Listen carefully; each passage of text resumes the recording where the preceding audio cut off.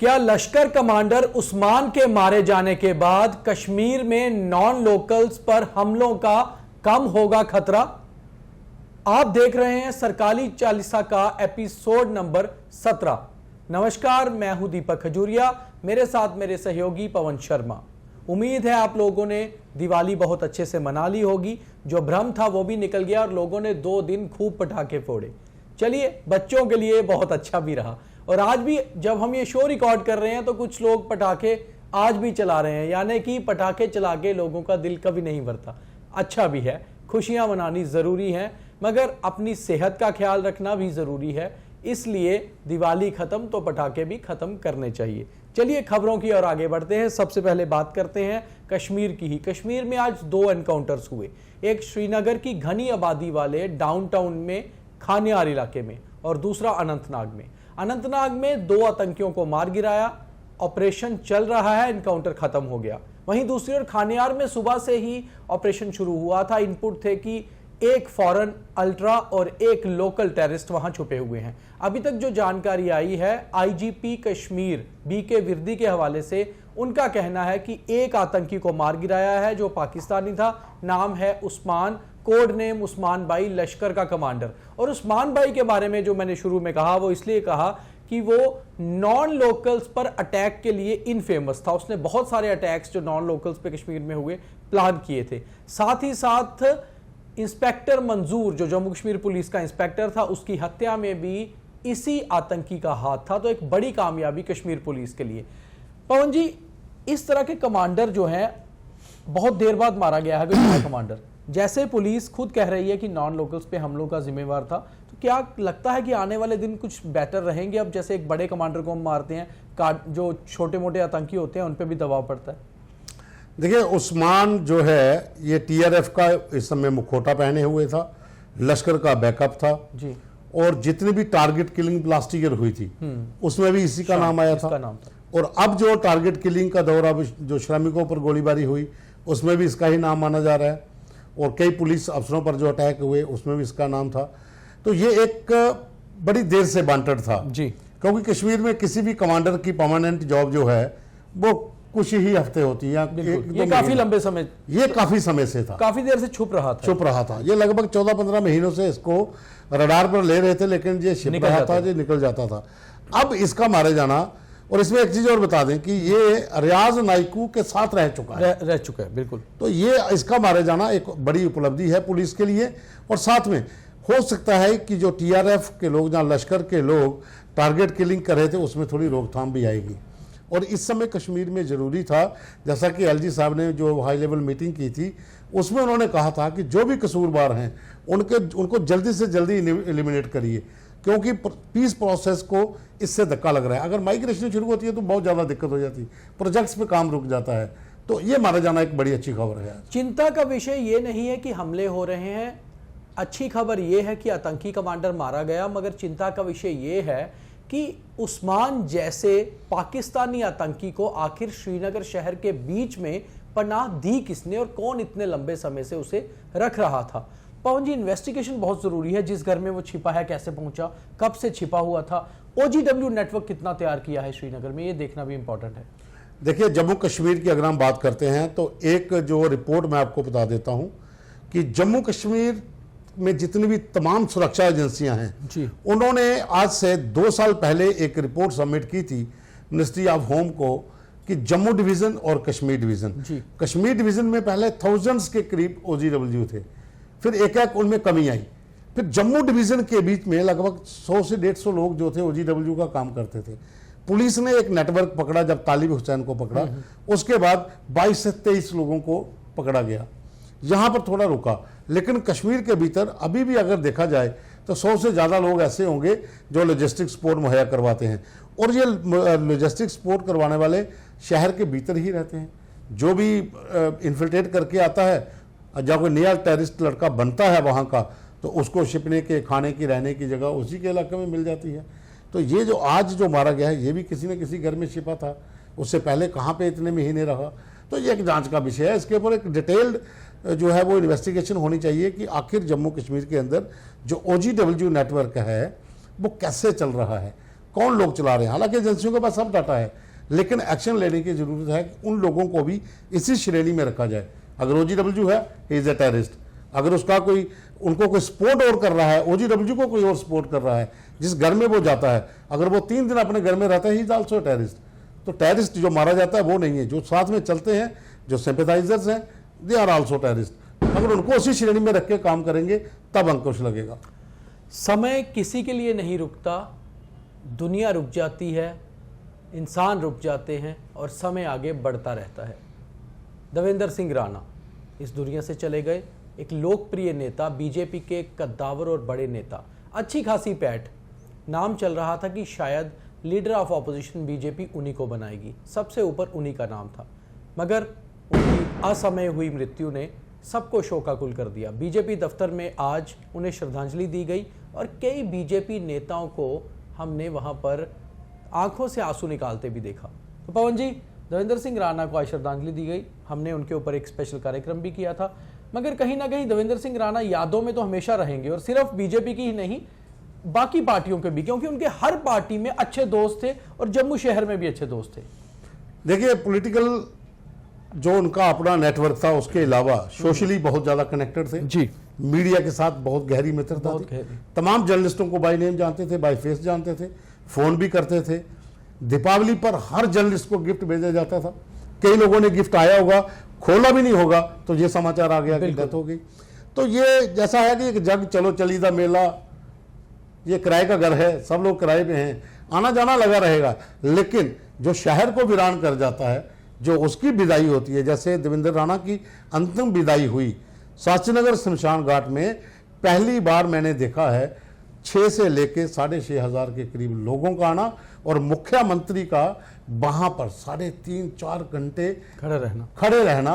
तमाम लोग वहां पर तब तक जाने को तैयार नहीं हो रहे थे जब तक उनको पूरा यकीन नहीं हो रहा था कि वो 5 तत्व में विलीन हो गए।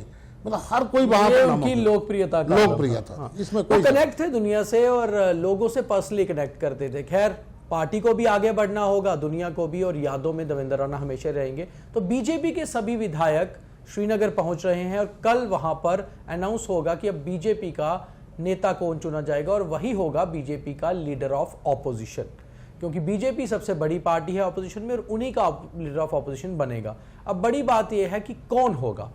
हमारे पास जो जानकारी है उस हिसाब से सुनील शर्मा का नाम सबसे ऊपर है, अनाउंस होना ही बाकी है। और वाकई सुनील शर्मा हर तरह से, क्योंकि आरएसएस के भी नज़दीकी है, बीजेपी के पुराने नेता भी हैं, युवा भी है, कश्मीर और जम्मू में अच्छी पैठ भी रखते हैं, और केंद्र सरकार के गृह मंत्री अमित शाह के नज़दीकी भी माने जाते हैं। तो मुझे लगता है कि ऑलमोस्ट नाम फाइनल है, मगर उनका नाम टॉप पे है, नाम कुछ और भी हैं।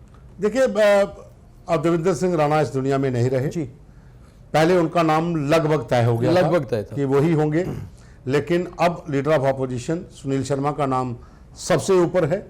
कल खाली मोहर लगनी है, लेकिन चर्चा और नामों पर भी है, जैसे श्यामलाल शर्मा हैं, सतीश शर्मा हैं, इनके नाम पर भी चर्चा, सुरजीत सिंह सलाथिया के नाम पर भी। पार्टी जो लोग नियुक्त किए गए हैं, प्रहलाद जोशी और तरुण चुग, सब लोगों से सलाह मशवरा होता है विधायकों से। पार्टी विधायक दल की बैठक जो है वो कल 11 बजे है। अधिकांश विधायक आज ही कश्मीर पहुंच गए हैं, कुछ जो है वो कल सुबह पहुंचेंगे। तो कल 11:30 बजे पार्टी विधायक दल की बैठक होगी, उसके बाद वहां पर लीडर चुन लिया जाएगा और 4 तारीख से सेशन होगा। तो सुनील शर्मा ऑलमोस्ट फाइनल समझे। Doctor Farooq Abdullah national conference के प्रेसिडेंट और उन्हीं की जम्मू कश्मीर में सरकार है, मगर आज जो उनका बयान आया उसने कहीं ना कहीं बीजेपी को मजबूर किया रिएक्ट करने के लिए, और बीजेपी का रिएक्शन भी आया। पहले डॉक्टर फारूक अब्दुल्ला के बयान की बात करते हैं। डॉक्टर फारूक अब्दुल्ला ने कहा कि ये जो एक के बाद एक आतंकी हमले जम्मू कश्मीर में हो रहे हैं, इनकी जांच होनी चाहिए कि आखिर ये हमले कहां से हो रहे हैं। तो पवन जी, ये जांच वो अपनी नेशनल कॉन्फ्रेंस की सरकार को कह रहे हैं करने को, या फिर एलजी साहब को कह रहे हैं कि जांच करवाइए क्योंकि होम उनके पास है? और आखिर जांच किस बात की जब आतंकी हमले हैं? तो देखिए क्या होता है, समय समय की बात होती है। जब उमर अब्दुल्ला मुख्यमंत्री थे तो अचानक जब हमले बढ़े थे, टारगेट किलिंग का दौर जब हुआ था, मुफ्ती मोहम्मद सईद के टाइम पर भी हुआ था, उमर अब्दुल्ला के टाइम पर भी हुआ, गुलाम नबी आज़ाद के तौर पर भी जो आतंकी हमले होते थे, तब विपक्ष कहता था इसकी जांच होनी चाहिए जी कि हमले कैसे हो रहे हैं।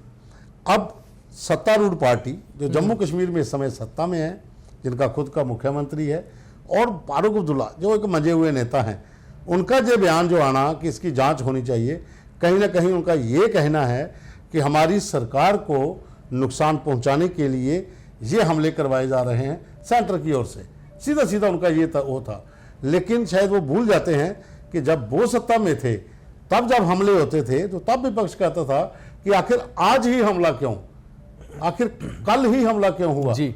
तो ये चीजें चलते रहती हैं सियासत में। मगर रिएक्शन भी आया बीजेपी का। हाँ। बीजेपी के जम्मू कश्मीर पर भारी तरंग चुग ने कहा है अब्दुल्लाज मस्ट स्टॉप प्रोटेक्टिंग पाक स्पॉन्सर्ड टेररिज्म। साफ कहा उन्होंने कि पाकिस्तान से स्पॉन्सर होने वाले आतंक को अब्दुल्लाज प्रोटेक्ट करना बंद कर दें। तो मुझे लगता है ये असेंबली में भी गूंज जाएगी और परसों से जो सेशन शुरू होना है उसमें धमाका होगा। बिल्कुल, और बढ़िया होगा। देखिए ये मुद्दा जो है ना, जो बयान जो है ये बयान शायद दिया ही इसलिए गया है। हाँ। मुझे लग रहा है ये बयान शायद दिया ही इसलिए गया है कि पहला दिन गर्माहट रहे, कश्मीर का माहौल ठंडा है और ये 28 लोग, अब पहले 29 थे लेकिन अब 28 लोग वहां पर माहौल को गर्म करेंगे। Deputy chief minister Surendra Kumar Chaudhary Jammu में है और इन दिनों वो अपने विभागों की बैठकें ले रहे हैं। आज वो पहुंचे थे झिड़ी मेले में, बाबा जित्तो का जो स्थान है कानाचक के पास झिड़ी में, वहां पर क्योंकि झिड़ी मेला 14 नवंबर से 24 नवंबर तक इस बार रहेगा। 15 को जो है पूर्णिमा होगी और उसी पूर्णिमा में झिड़ी का मेला सबसे बड़ा जो लगता है। करीबन 20 लाख श्रद्धालु जम्मू कश्मीर, हिमाचल, पंजाब और हरियाणा से वहां पहुंचते हैं। उसकी तैयारियों का उन्होंने जायजा लिया और कहीं ना कहीं अब सरकार जो है जम्मू पे फोकस कर रही है, साथ साथ खास तौर पे उन कामों के लिए जिनको लेकर काफ़ी बार दिक्कतें आती रही हैं, यानी कि पब्लिक डीलिंग के जो है इश्यूज उनको लेकर। तो डिप्टी चीफ मिनिस्टर काफ़ी विभागों की बैठकें भी ले रहे हैं। कैबिनेट मिनिस्टर सतीश शर्मा भी विभागों की बैठकें ले रहे हैं। आज झिड़ी मेले की भी जो है वो ली। तो मुझे लगता है कि कहीं ना कहीं अब फोकस जम्मू रहेगा। सर्दियों में वैसे भी दरबार मूव के समय होगा तो उनका यही एक होगा सरकार का कि जम्मू में कुछ काम करके दिखाएं ताकि लोग कहीं ना कहीं जो है सरकार को सराहना शुरू करें। देखिए जो झिड़ी मेला है ना, ये उत्तर भारत का सबसे बड़ा मेला है और यहाँ पर जम्मू कश्मीर के साथ साथ हिमाचल, पंजाब, हरियाणा तमाम लोग यहाँ पर आते हैं और इस समय सरकार के पास अच्छा मौका भी है कि विभाग के साथ बैठकें करिए, इन लोगों को बताइए कि हम काम कर रहे हैं और जम्मू के तमाम जिलों से लोग यहाँ पर आते हैं मेले में, तो एक इम्पैक्ट भी पड़ेगा कि जो वहाँ की सरकार जो काम कर रही है और उसी के चलते बैठकें भी हो रही है, चाहे डिप्टी सीएम हो, चाहे सतीश शर्मा हो, या फिर दूसरे लोग हों, तो ये उसी का एक हिस्सा है। उमर अब्दुल्ला चीफ मिनिस्टर जम्मू कश्मीर के, उन्होंने भी आज एक बयान दिया है। उन्होंने कहा है कि 149 साल पुराना ट्रेंड जम्मू कश्मीर का दरबार मूव का खत्म नहीं होना चाहिए और दरबार move seems set for return. J&K assembly winter session will be held in Jammu. तो उमर अब्दुल्ला जो 10 साल बाद सरकार बनी, उसके मुख्यमंत्री बने, चाहे वो यूटी है, उन्होंने आज एक बयान दे दिया और एक कह दिया कि जो असेंबली का अगला सेशन है वो जम्मू में ही होगा और समझ लीजिए कि ये दरबार मूव ही है। देखिए दोनों के बयानों में डिफरेंसेस है। डॉक्टर फारूक अब्दुल्ला ने जम्मू में कहा था कि हमारी सरकार चाहती है कि दरबार मूव हो क्योंकि जम्मू के व्यापारी जहां पर उनको नुकसान हो रहा है, कश्मीर के व्यापारियों को भी, लेकिन अभी नहीं हम कर सकते, हम बाद में करेंगे जब स्टेटहुड मिल जाएगी। तो उमर अब्दुल्ला का बयान आता है कि अब सेशन जम्मू में लगेगा तो ये दरबार मूव ही समझिए। तो ये दरबार मूव नहीं है उमर साहब, दरबार मूव तब होता था जब काफिले के काफिले मूव होता था, ट्रकों की लाइनें होती थी, जगह जगह पे लोग वेलकम के लिए स्टॉल लगते थे कि जहां पर लोग आ रहे हैं तो रास्ते में चाय पानी का प्रबंध होता, बहुत दरबार मूव होता। अब तो ये सेक्टर, देखिए राजभवन तो वैसे ही शिफ्ट होना है, तो सीएम हाउस भी होना है, सीएम उससे दरबार मूव नहीं हो जाता। दरबार मींस एम्प्लॉइज को शिफ्ट करना, साथ में रिकॉर्ड। हाँ, और आप भी कमेंट करके जरूर बताइए कि आप दरबार मूव के ऊपर क्या सोचते हैं कि क्या दरबार मूव जो 149 साल पुरानी रीत है वो चलती रहे या फिर जिस तरह अब चल रहा है केवल राजभवन और सीएम हाउस शिफ्ट हो, बाकी दफ्तर उधर के इधर और उधर के उधर रहे। तो जरूर कमेंट बॉक्स में बताइए ताकि हम ये बात को आगे लेके जा सके। इसके ऊपर हम बहुत जल्द एक स्पेशल कार्यक्रम भी करेंगे, मगर आपके कमेंट्स बहुत जरूरी हैं। हमारे कार्यक्रम को लाइक, शेयर, फॉलो जरूर कीजिए ताकि दिन भर सरकार में क्या हुआ, जम्मू कश्मीर में क्या हुआ, वो आप जान पाए। बहुत धन्यवाद।